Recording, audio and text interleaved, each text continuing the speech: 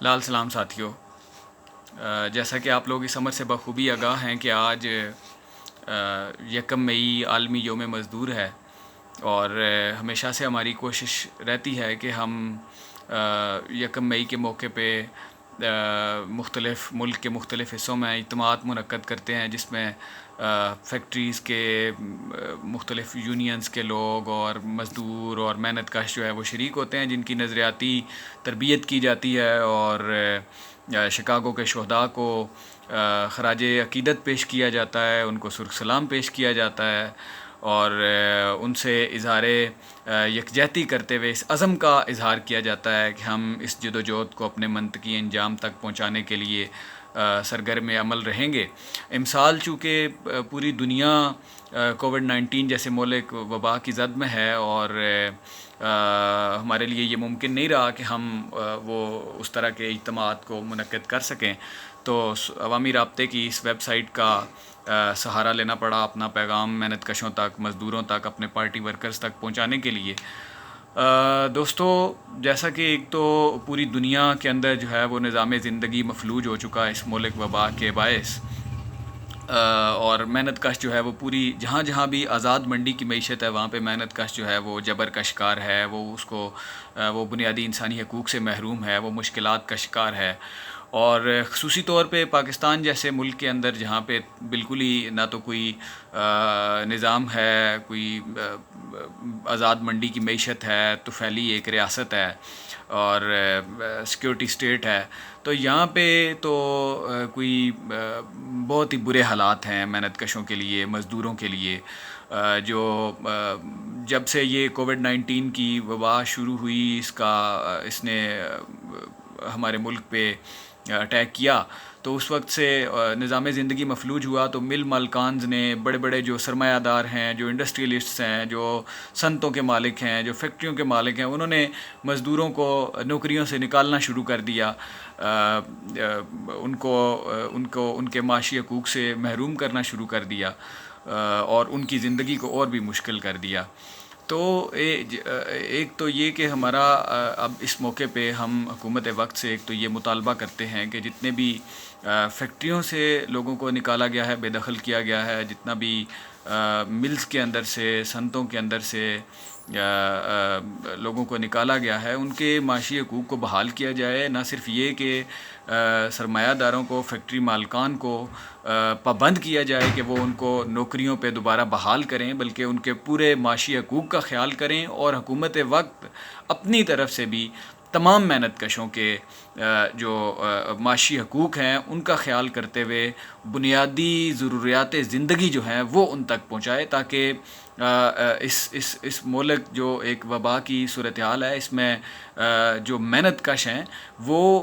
ان کو اپنی روزی روٹی کے جو ہے وہ لالے نہ پڑیں۔ ویسے بھی حالات اس طرح کے ہیں جہاں جہاں بھی میں آزاد منڈی کی معیشت ہے، لیکن بہرحال اس موقع پہ ہمارا حکومت وقت سے یہ مطالبہ ہے کہ جو دہاڑی دار طبقہ ہے ہمارا، جو محنت کش طبقہ ہے، اس کے ریاست کے پاس وسائل کی کبھی بھی کمی نہیں ہوتی۔ یہ ایک ڈنڈورا پیٹا جاتا ہے ہمارے سامنے کہ جی وسائل نہیں ہے ہمارے پاس، یہ ہے وہ ہے۔ آپ کے پاس اتنے وسائل ہیں کہ آپ روزانہ، کل پرسوں آپ نے ایک وہ تجربہ کیا ہے، اسلحہ خریدنے کے لیے آپ کے پاس جو ہے وہ پیسے ہیں، تو آپ کی ترجیحات کا مسئلہ ہے۔ آپ کے پاس وسائل کی کمی نہیں ہے، ترجیحات کا مسئلہ ہے۔ آپ اپنی ترجیحات کو بدلیں، اور محنت کشوں کو، مزدوروں کو، دہاڑی دار طبقے کو ان کے معاشی حقوق کے جو ہے وہ ان کی دہلیز تک پہنچائیں، ان کا پورا خیال رکھیں، اور جو بنیادی انسانی حقوق ہیں وہ ان کے پورے کریں، اور ان کی بنیادی ضروریات جو ہیں وہ ان تک فوراً جو ہے وہ پہنچائی جائیں، تاکہ انسانی المیہ پیدا نہ ہو۔ دوسرا دوستو، اس موقع پہ ایک اور چیز جو کھل کے سامنے آئی، جو ہم تو ہمیشہ سے اس کا ذکر کرتے ہیں، لیکن اس ملک وبا نے اس کو اور بھی ثابت کیا کہ جو آزاد منڈی کی معیشت ہے وہ کسی بھی بحران کا مقابلہ کرنے کی صلاحیت نہیں رکھتی۔ وہاں پہ اگر کوئی فائدہ اٹھا سکتا ہے تو وہ صرف اور صرف سرمایہ دار اٹھا سکتا ہے، اس کی بنیاد پہ کوئی بھی قوم ترقی نہیں کر سکتی، اور انسانیت کا استحصال جو ہے وہ ختم نہیں کر سکتی۔ اور ہم نے اس مہلک وبا کے دوران دیکھا کہ چائنا کے اندر جہاں منصوبہ بند معیشت ہے، قدرے منصوبہ بند معیشت جو ہے وہ وہاں پہ ہے، وہاں پہ کوئی اس طرح کا المیہ پیدا نہیں ہوا. انہوں نے اپنے سٹیز کو لاک ڈاؤن کیا، لوگوں کو ٹیسٹنگ کی، بڑے تیز طریقے سے ٹیسٹنگ کی، لوگوں کو سہولتیں پہنچائیں، لوگوں کو کوارنٹائن کیا بر وقت، اور اس وبا پہ قابو پایا. آج چائنا پوری دنیا کی مدد کر رہا ہے، وہ اپنی صنعت کو بھی چلا رہا ہے، وہ پوری دنیا کے اندر اپنا سامان فروخت بھی کر رہا ہے، اور ساتھ ساتھ لوگوں کی مدد بھی کر رہا ہے. میں آپ کے سامنے شمالی کوریا کی مثال رکھوں گا. آپ WHO کی جو وہ فگرز ہیں وہ اٹھا کے دیکھ لیں، وہ پوری ابھی تو ہر بندے کو وہ دستیاب ہیں، ان کی ویب سائٹ پہ جا کے ابھی دیکھ لیں، وہ ان کے مختلف لنکس جو ہیں وہ وائرل ہیں، ان پہ دیکھ لیں کہ وہاں پہ کوئی ایک سنگل کیس بھی نہیں ہے. آپ کیوبا کو دیکھ لیں کہ ایک چھوٹی سی اکانومی ہے، بے شمار ان پہ پابندیاں ہیں، لیکن چونکہ وہ منصوبہ بند معیشت ہے لہٰذا وہ پوری دنیا کے اندر جو ہے وہ پوری اپنے ڈاکٹرز بھیج رہے ہیں اور دنیا کے لوگوں کی مدد کر رہے ہیں. تو میرا کہنے کا مقصد یہ ہے کہ آج اگر انسانیت استحصال سے بچ سکتی ہے، انسانیت کی ترقی کا اگر کوئی راستہ ہے تو وہ منصوبہ بند معیشت کا راستہ ہے، وہ اشتراکیت کا راستہ ہے، وہ اس طبقاتی معاشرے کی تحلیل کا راستہ ہے، وہ ایک کلاس لیس سوسائٹی کے قیام کا راستہ ہے. اس کے علاوہ اور کوئی دوسرا راستہ نہیں ہے. آج امریکہ جیسا ملک جو ہے وہ جو سب سے بڑا چیمپئن بنتا ہے ترقی کا اور ترقی یافتہ اپنے آپ کو کہلواتا ہے، وہاں پہ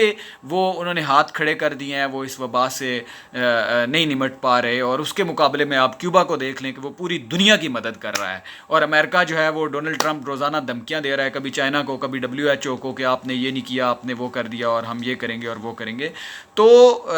جو بھی آزاد منڈی کی معیشت ہے اس کے پاس انسانیت کو درپیش چیلنجز کا حل نہیں ہے. اگر حل موجود ہے تو وہ منصوبہ بند معیشت کے ذریعے اشتراکیت کا جو نظام ہے اس کے پاس دنیا کی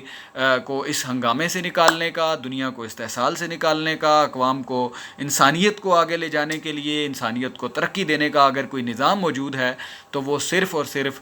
منصوبہ بند معیشت کے ذریعے اشتراکیت کا نظام ہی ہے، وہ کلاس لیس سوسائٹی کے قیام کا نظام ہی ہے جس کے ذریعے انسانیت جو ہے وہ ترقی کر سکتی ہے. میں آخر میں اپنے ورکرز کے لیے، پارٹی ورکرز کے لیے اور تمام محنت کشوں کے لیے یہی پیغام دوں گا کہ دنیا بھر کے محنت کشوں ایک ہو جاؤ. لال سلام، شکریہ.